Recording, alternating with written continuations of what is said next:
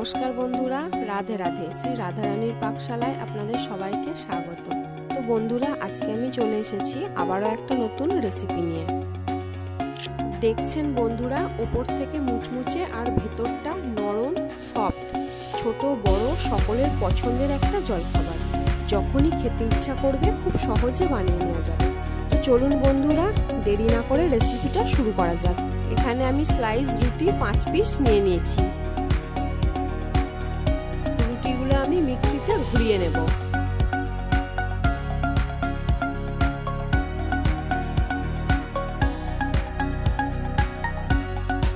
দেখছেন বন্ধুরা, আমি এই রকম গুঁড়িয়ে নিয়েছি। এখানে আমি 1 বাটি কড়াইশুঁটি ছাড়িয়ে নিয়েছি, এগুলো আমি পেস্ট করে নেব। আমি অল্প জল দিয়েছিলাম বন্ধুরা, সেটা দেখানো হয়নি। আপনারা অল্প জল দেবেন, না হলে পাতলা হয়ে যাবে। ওভেনে একটা কড়া বসিয়ে দিয়েছি, অল্প সাদা তেল দিয়ে দিলাম। ফোড়নে অল্প জিরে দিয়ে দিলাম, হাফ চা চামচের একটু বেশি হিং দিয়ে দিলাম, 1 টেবিল চামচ কাঁচা লঙ্কা কুচি দিয়ে দিলাম। ঝালটা আপনারা আপনাদের পছন্দ মতো দিয়ে নেবেন। 1 টেবিল চামচ আদা কুচি দিয়ে দিলাম।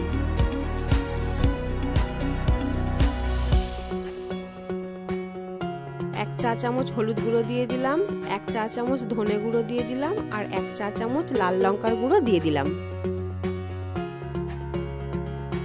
পেস্ট করে রাখা মটরশুঁটিটা দিয়ে দিলাম। এইগুলো ভালো করে নেড়েচেড়ে কষিয়ে নিতে হবে।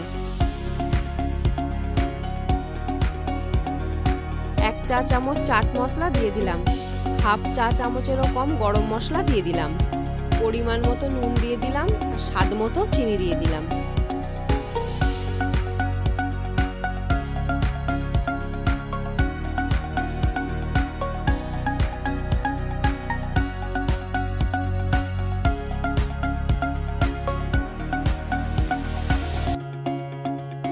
এবার কুচানো ধনেপাতা দিয়ে দিলাম।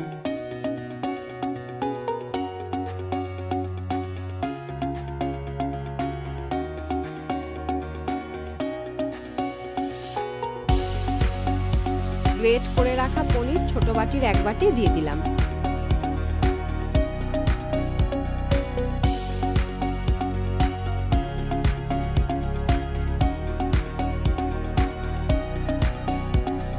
আমার বানানো হয়ে গেছে, এবার একটা জায়গায় তুলে নেব। পুরটা একটু ছড়িয়ে দিলাম, তাহলে তাড়াতাড়ি ঠান্ডা হয়ে যাবে। মাঝারি সাইজের 3টে আলু আমি সেদ্ধ করে নিয়েছি। আলুগুলো আমি ছোট্ট একটা গ্রেটারের সাহায্যে গ্রেট করে নেব।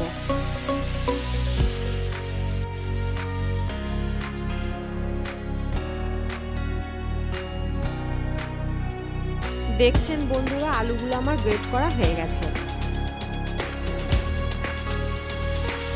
একটা বড় জায়গায় এই গ্রেট করা আলুটা আমি ঢেলে নিচ্ছি। পরিমাণ মতো নুন দিয়ে দিলাম, হাফ চা চামচের কম গরম মশলা দিয়ে দিলাম, 1 চা চামচ চাট মশলা দিয়ে দিলাম, 1 চা চামচ কাঁচা লঙ্কা কুচি দিয়ে দিলাম, কুচানো ধনেপাতা দিয়ে দিলাম। গুঁড়ানো পাউরুটিটা আমি অর্ধেকটা দেব আর অর্ধেকটা রেখে দেব। এবার এইগুলো সব আমি একসাথে মেখে নেব। যদি মনে হয় নরম হয়ে গেছে, তাহলে আরও অল্প পাউরুটি গুঁড়ো দিয়ে মেখে নিতে পারেন। হাতের মধ্যে আমি অল্প সাদা তেল মেখে নিলাম। এবার অল্প অল্প করে আলু নিয়ে, যেমন লুচির লেচি বানানো হয় তার থেকে একটু বড় সাইজের করে নিয়েছি। আপনারা আপনাদের পছন্দ মতো সাইজটা করে নেবেন।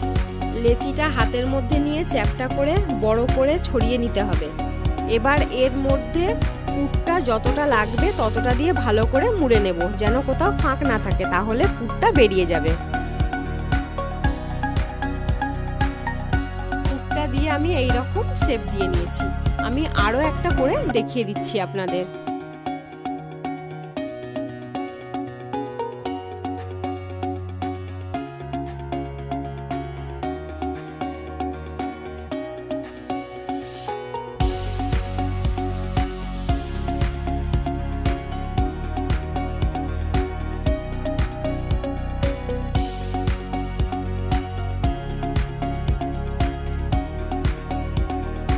দেখছেন বন্ধুরা, আমার সবগুলো বানানো হয়ে গেছে।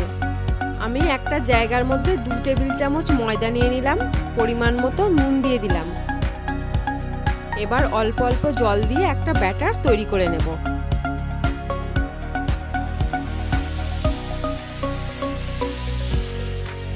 দেখছেন বন্ধুরা, ব্যাটারটা আমার গোলা হয়ে গেছে। ব্যাটারের ঘনত্বটা এরকম রাখতে হবে। এবার এগুলো আমি একটা একটা করে ব্যাটারের মধ্যে ডুবিয়ে গুঁড়ানো পাউরুটির মধ্যে কোট করে নেব।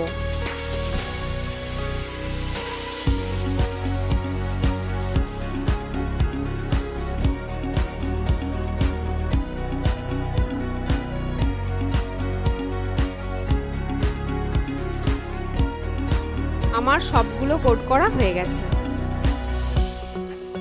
এদিকে আমি তেল গরম করতে বসিয়ে দিয়েছিলাম, তেল গরম হয়ে গেছে। এবার এইগুলো আমি একটা একটা করে ভেজে নেব। গ্যাসের ফ্লেমটা জোরে দেওয়া যাবে না, তাহলে পুড়ে যাবে। আমি মিডিয়াম টু লোয়ে দিয়ে ভেজে নেব।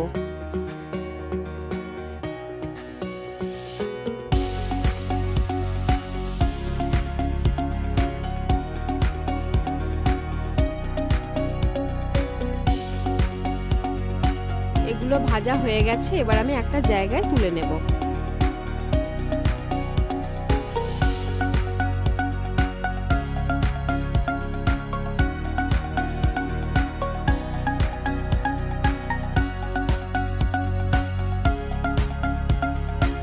এইভাবে আমি সবগুলো ভেজে নেব। বন্ধুরা, যারা আমার এই চ্যানেলটা এখনো সাবস্ক্রাইব করেননি তারা এই চ্যানেলটা সাবস্ক্রাইব করে ভিডিওটাতে একটা লাইক দিয়ে দেবেন এবং আমার পাশে থাকবেন। আর যারা ফেসবুক পেজ থেকে ভিডিওটা দেখছেন তারা আমার ফেসবুক পেজটা ফলো করতে ভুলবেন না যেন। আমার ফেসবুক পেজ হলো শ্রী রাধারানীর পাকশালা।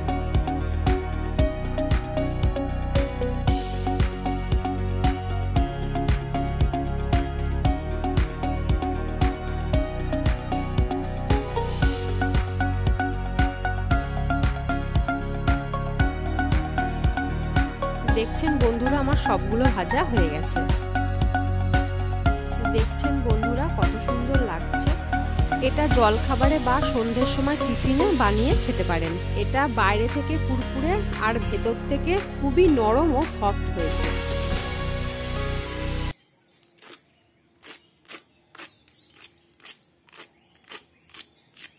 তো বন্ধুরা, ভিডিওটা ছিল এই পর্যন্তই। দেখা হবে আবার অন্য একটা নতুন রেসিপি নিয়ে। আপনারা সবাই ভালো থাকবেন, সুস্থ থাকবেন। রাধে রাধে।